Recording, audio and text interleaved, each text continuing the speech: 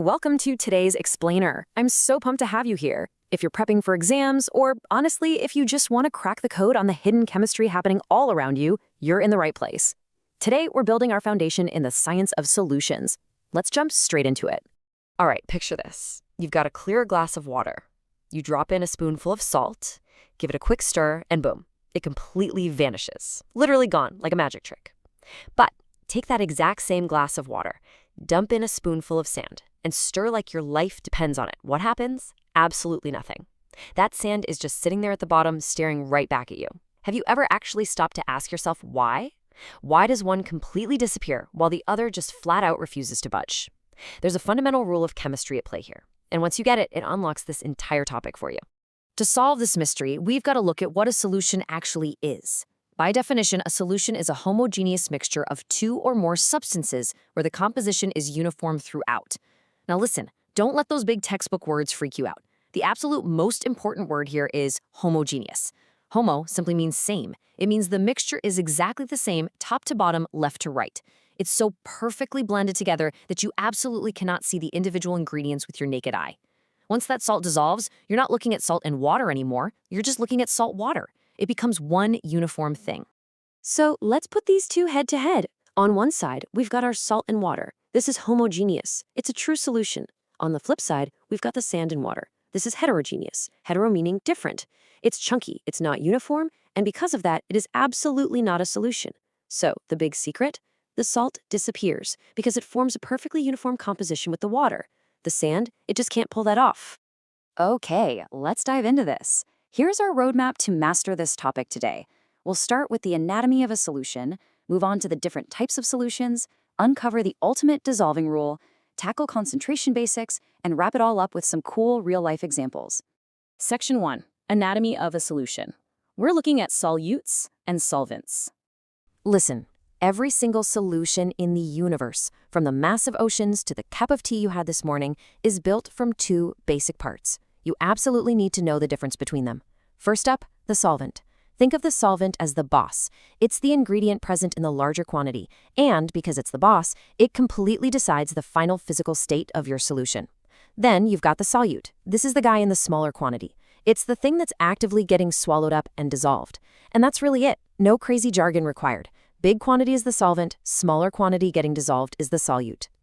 Let's lock this vocabulary in your brain right now with a super practical example. Step 1, you take some water. Step 2, you add a pinch of salt. Step 3, you mix them together to create salt water, which is our finished solution. Now, quick question for you. Which one is the solvent here? Yep, you guessed it, it's the water. Why? Because there's way more of it, and since our final saltwater product is a liquid, we know the water was the boss that determined the physical state. The salt is just our solute. Happily along for the ride. Moving on to Section 2, types of solutions. We're going beyond liquids.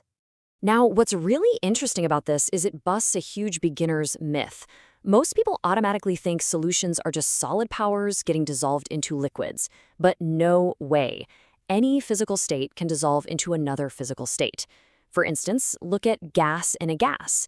The ultimate real-life example is the air you are literally breathing right now. It's an invisible, perfectly homogeneous mixture of oxygen, nitrogen, and other gases. It's a true solution.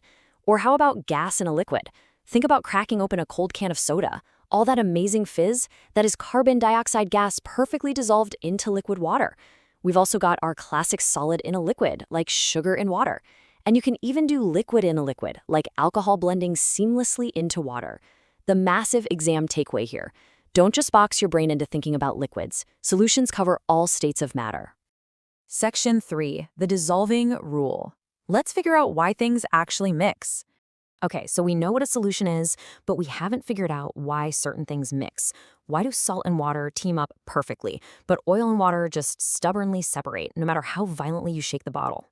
The secret comes down to 3 little words. Like dissolves like. Literally memorize this right now. Write it in big letters in your notes. It is the golden rule of chemistry. If you can wrap your head around this one simple phrase, you're going to crush some of the trickiest exam questions. Let's see how this golden rule works in the real world. In chemistry, molecules basically fall into 2 big teams, polar and nonpolar. Polar molecules have these slight electrical charges, kind of like tiny little magnets. Nonpolar molecules, they don't. So because like dissolves like, polar substances will only ever hang out with other polar substances. They just click together like perfect puzzle pieces. Water is polar. Salt is polar. They both have those tiny charges, so boom, they match, and the salt dissolves beautifully. On the flip side, nonpolar substances only want to dissolve other nonpolar substances. Oil is nonpolar. Petrol is nonpolar. Mix those two, perfection. They dissolve right into each other. But what happens if you try to dump nonpolar oil into polar water? It completely breaks the rule. They aren't alike, they don't have matching charges, so they will absolutely never mix. Section 4. Concentration Basics. It's time to talk about measuring the mix. All right, so we know how to make a solution, but how do we measure it? Because listen, not all solutions are created equal, even if you use the exact same ingredients. Imagine making a glass of sugar water with just half a tiny teaspoon of sugar. Now imagine making another glass, but you dump in 10 massive tablespoons of sugar. They're both technically sugar water, right? But they are totally different beasts. That first one is what we call a dilute solution. It has barely any solute compared to the solvent. It's just light, watery sugar water. But that second one, that is a concentrated solution. You've packed a massive amount of solute in there, and it turns into this thick, sticky syrup. So if an exam asks you about concentration, just remember, it's simply a measure of exactly how much solute is crammed into your solvent. Section 5. Real-life solutions. Let's see this chemistry in action. It is so easy to get bogged down in textbook definitions and completely forget that this stuff is literally everywhere around you. Chemistry isn't just trapped in a lab. It's happening right inside your own body. Take your blood, for example. It's an incredibly complex biological solution, a perfectly balanced mixture of water, cells, proteins, and ions. When someone gets an IV drip at the hospital, those medical fluids have to be perfectly matched to the exact concentration of their blood. If the math is wrong, it's incredibly dangerous. Every liquid medicine you swallow, the soft drinks you chug on a hot day, even the industrial chemicals used to build the phone you're probably holding right now, they all rely on the exact rules of solutes, solvents, and polarity that we just covered. You are interacting with this science every single day. Okay, let's hit a rapid-fire recap so you are absolutely bulletproof for your exams. Ready?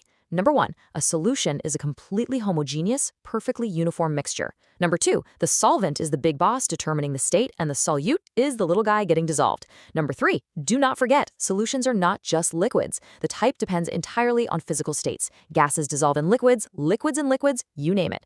And number 4, concentration is just measuring exactly how much solute you dumped in. Lock those 4 concepts into your brain.